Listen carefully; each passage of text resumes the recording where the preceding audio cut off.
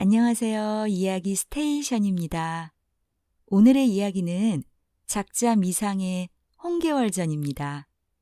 오랜만에 여성이 주인공으로 활약을 펼치는 작품을 들고 왔는데요. 박시전이나 금방울전 못지않게 아주 재밌는 작품이에요. 그럼 지금부터 홍계월전 시작하겠습니다. 중국 명나라 시대에 홍무라는 사람이 있었어요. 그는 어린 나이에 급제해서 이부시랑이라는 벼슬에 올랐는데요. 간신들의 모함 때문에 고향인 형주로 돌아와 농사를 지으며 살고 있었죠. 하지만 홍무 부부는 자식이 없어 늘 마음에 걸렸어요. 그러던 어느 날 부인 양씨는 하늘에서 온 선녀가 품에 쏙 안기는 꿈을 꾸더니 10달 만에 딸을 낳게 됩니다. 딸의 이름은 계월. 그런데 아이가 태어날 때 선녀가 내려와서 향기로운 물로 몸을 씻겨주고 가면서 조만간 다시 만나자고 하더라고요. 하여튼 계월이 예쁘고 똑똑한 아이로 잘 자라고 있는 사이 홍무는 계월의 미래가 궁금해서 관상을 잘 보는 곽도사를 찾아가 이거저거 물어봅니다.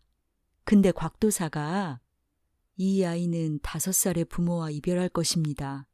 하지만 큰 벼슬에 오르고 부모도 다시 만날 것이니 걱정하지 마십시오. 이러더라고요. 그러니 부부는 너무 걱정이 돼서 계월에게 남자 옷을 입혀서 생활하게 하죠. 그렇게 세월이 흘러 계월이 5살이 된 어느 날 북방 절도사 장사랑이 반란을 일으켜서 백성들을 죽이고 재산을 빼앗는 난리가 납니다. 마침 홍무는 친구를 만나고 돌아오는 길이어서 정신없이 산속으로 도망을 갔지만 부인과 계월은 함께 가지 못했어요. 한편 홍무를 기다리던 부인도 도적들이 쳐내려 온다는 얘기를 듣고 계월과 시녀 양륜을 데리고 남쪽으로 피란을 가요. 그런데 십리도 못 가서 큰 강이 앞을 가로막으니 어떻게 해야 하나 눈물을 흘리고 있는데 기적처럼 배 한 척이 나타나서 태워주더라고요.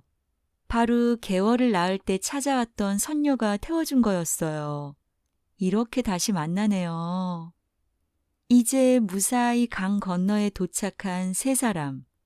하지만 두목 맹기를 비롯해 큰 배를 탄 도적들이 다가와 부인과 양륜은 잡혀가고 계월은 강물에 버려지게 되죠.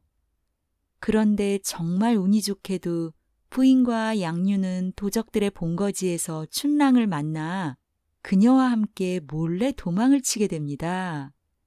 그런데다 한 여승의 도움으로 절로 들어가서 머리를 깎고 부처님께 의지하며 살게 돼요. 그럼 강에 버려졌던 계월은 어떻게 됐을까요? 물에 둥둥 떠내려가며 하염없이 울고 있었는데 바로 그때 무릉포에 사는 여공이란 사람이 계월을 발견합니다. 그래서 여공은 계월을 구해주고 자기 아들 보국이랑 같이 지내게 하려고 집으로 데려가요. 사실 여공은 계월이 남자 옷을 입고 있어서 양반가의 아들일 거라고 생각을 했거든요. 마침 자기 아들 보국이랑 동갑이기도 하고요. 그렇게 여공은 계월의 이름을 평국이라고 짓고 친자식처럼 기르죠. 이제 평국과 보국이 7살이 되니 여공은 아이들을 가르치기 위해 곽도사에게 데려갑니다. 바로 홍무도 찾아갔었던 그 곽도사 기억하시죠? 곽도사는 2 아이를 잘 가르쳐 이름을 빛내게 만들겠다고 약속을 해요. 한편 혼자 도망갔던 홍무는 반란군에게 잡혀 살기 위해서 거짓 항복을 합니다. 하지만 황제의 군대가 반란군을 물리치는 바람에 홍무는 졸지의 반역자가 된 거예요. 하지만 홍무가 사실대로 말하니 황제는 홍무를 죽이지는 않고 대신 벽파도라는 무인도로 유배를 보내요. 무인도에서 쫄쫄 굶어 죽게 생긴 홍무는 물고기 같은 걸 잡아먹으면서 힘들게 살아가게 되죠. 이때 절에서 지내는 양씨 부인 꿈에 선녀가 나타나 벽파도라는 섬에 가면 남편을 만날 수 있다고 합니다. 그러니 부인은 양윤과 춘랑을 데리고 간신히 벽파도로 가는데 세상에 허름한 옷에 온 몸이 털로 가득한 짐승 같은 남자가 있더라고요. 이 남자가 누구겠어요? 바로 홍모라는 걸 확인하고는 다 같이 울고 불고 대성통곡을 하죠. 그리고는 지난 일을 이야기하며 개월이 이미 죽은 줄 알고 마음 아파합니다. 하지만 우리의 개월은 평국이라는 새 이름으로 살고 있잖아요. 평국은 보국과 함께 곽도사에게 글과 무예를 배우는데 평국이 훨씬 뛰어난 재능을 보여요. 그러다 둘 다 15살이 되어 과거 시험을 보게 되고 평국은 장원으로 보국은 부장원으로 뽑히게 되죠. 하지만 마냥 기뻐하는 보국과 달리 부모님을 만날 길이 없어 슬퍼하는 평국. 그런데 어느 날 저녁 곽도사가 곧 나라에 반란이 일어날 거라고 평국과 보국을 궁으로 보내면서 평국에게 편지 한 장을 줍니다. 전쟁터에서 죽을 위기에 처하면 뜯어보라고요. 그래서 둘은 궁궐로 들어갔는데 서달이라는 자가 반란을 일으켜 군사를 이끌고 쳐들어왔다는 소식을 듣게 돼요. 그러니 황제는 평국을 대원수로 보국을 중군장으로 임명하여 나라를 구하라고 명령을 내리더라고요. 이제 대원수 평국은 늠름한 데다 모든 병사들을 엄하게 다스리면서 적진 앞으로 나갑니다. 쩌렁쩌렁한 평국의 말이 울려 퍼지고 반란군 장수 악대는 크게 분노하여 뛰쳐나왔지만 평국을 이길 수가 없는 거예요. 부드러우면서도 날카로운 평국의 칼솜씨가 보통이 아니거든요. 그런데 이때 갑자기 중군장 보국이 나서더니 내일은 자신이 악대의 머리를 베어오겠다고 합니다. 물론 평국은 악대가 만만치 않으니 물러나라고 하지만 보국은 자신이 적장의 목을 베어오지 못하면 군법에 따라 처벌하라고 하면서 뜻을 굽히지 않죠. 결국 다음 날 적진으로 들어간 보국.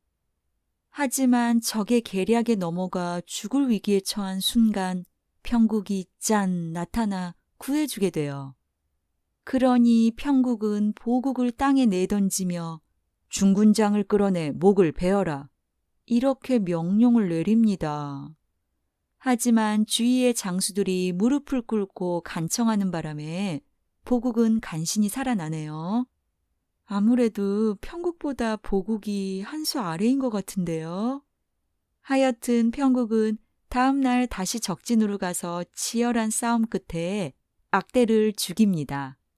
하지만 분을 참지 못한 서달이 계략을 꾸미는 바람에 평국은 불더미 속에 갇히게 돼요. 완전히 죽게 생긴 평국. 그러다 문득 곽도사가 준 편지가 떠올라 급히 열어봤더니 편지 안에 부적들을 넣어놨으니까 불길을 만나면 던지라고 써있더라고요. 그렇게 해서 다시 살아 돌아오게 된 평국. 이제 분노에 찬 평국은 적들을 향해 번개같이 달려들어 머리를 베기 시작해요. 그러니 서달의 반란군들은 더 이상 평국을 이길 수 없다는 걸 깨닫고 벽파도로 잠시 피신을 하기로 합니다. 평국과 보국도 반군들을 잡기 위해 바로 벽파도로 가죠. 그런데 서달을 비롯한 모든 반군들을 잡은 평국 앞에 한 병사가 다가오더니 이상한 말을 합니다. 벽파도 산속에 한 남자가 세 여인과 함께 숨어 있는 걸 발견했다면서 데려오는 거예요.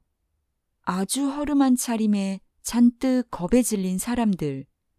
평국은 혹시 이들이 적들과 내통하는 건 아닌지 막 추궁을 하는데 바로 그때 함께 있던 부인이 통곡을 하면서 그때 개월이와 함께 강물에 빠져 죽었으면 이런 비참한 일을 보지 않았을 텐데 결국 이런 일을 겪는구나 이러는 거예요. 그러니 평국이 깜짝 놀라서 다른 장수들을 다 물리치고 부인한테 가서 물어봐요. 방금 개월이라고 했는데 개월이 누구고 그대의 성은 무엇이냐? 그랬더니 부인은 개월이 자기 딸이라고 하면서 그 사연을 다 얘기하죠. 부인의 말을 듣는 순간 평국은 눈물을 펑펑 흘리며 어머니, 제가 바로 개월입니다. 이러니 다들 서로 부둥켜 안고 대성통곡을 하면서 그동안 어떻게 살았는지 다 풀어놓네요. 또 보국이도 평국의 부모님이라면 자신의 부모님과 같다고 하면서 아주 예의 바르게 절을 드리고요. 다음 날이 되어 평국은 반군의 우두머리 서달을 불러 그를 고향으로 보내고 황제에게 편지를 씁니다. 그러니 황제는 적들도 물리치고 평국이 부모님도 만난 사실에 너무 기뻐하면서 평국을 우승상으로 삼고 홍무에게는 위국공, 또 양씨 부인에게는 정렬 부인의 칭호를 내려요. 그리고 평국과 보국이 살 수 있도록 별궁까지 지어주더라고요. 하지만 궁으로 돌아온 지 얼마 지나지 않아 평국이 아프기 시작합니다. 소식을 들은 황제는 급히 어이를 보내는데 진찰을 한 어이가 이상한 말을 하네요. 평국의 맥을 짚어보더니 남자의 맥이 아니라는 거예요. 그러니 황제가 얼마나 놀랐겠어요. 그런데 평국도 어이가 진찰까지 했으니 자신의 정체가 탄로나는 건 시간 문제라는 걸 알고 드디어 황제한테 자신의 정체를 밝히는 편지를 써요. 그리고는 조용히 여자 옷으로 갈아입고 평국에서 개월로 돌아오게 됩니다. 그런데 너무 놀라운 건 황제가 평국은 모든 걸 갖춘 인물인데 여자라고 어찌 벼슬을 거두겠냐면서 그대로 옆에 있으라는 거예요. 그런데다 홍무를 불러서 평국을 혼인시키자고 하는데 그 상대가 누군지 아세요? 바로 보국이랑 결혼을 시키자고 하더라고요. 세상에. 근데 뭐 황제가 혼인시키자고 하니 누가 거절하겠어요.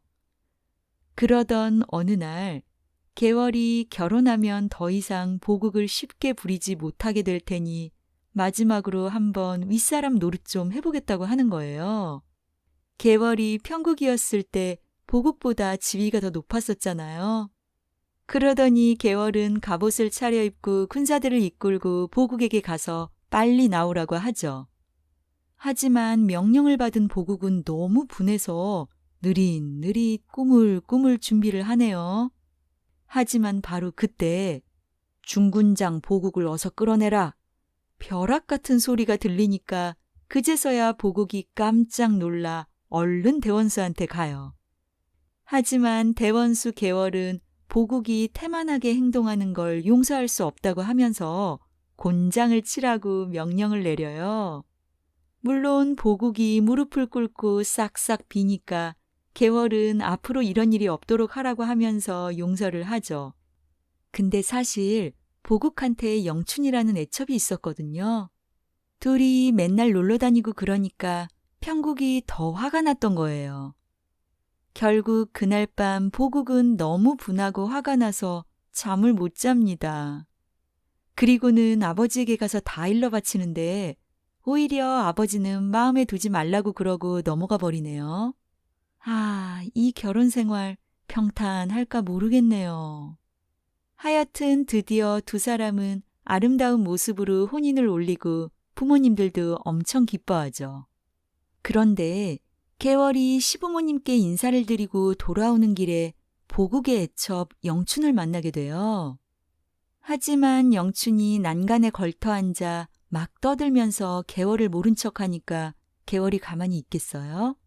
당장 영춘을 끌어내 무릎을 꿇게 하더니 내 인연, 보국의 사랑을 받는다고 아주 교만하구나. 본부인의 행차를 보고도 감히 시시덕거리고 있느냐? 전연의 목을 쳐라. 이렇게 명령을 내립니다.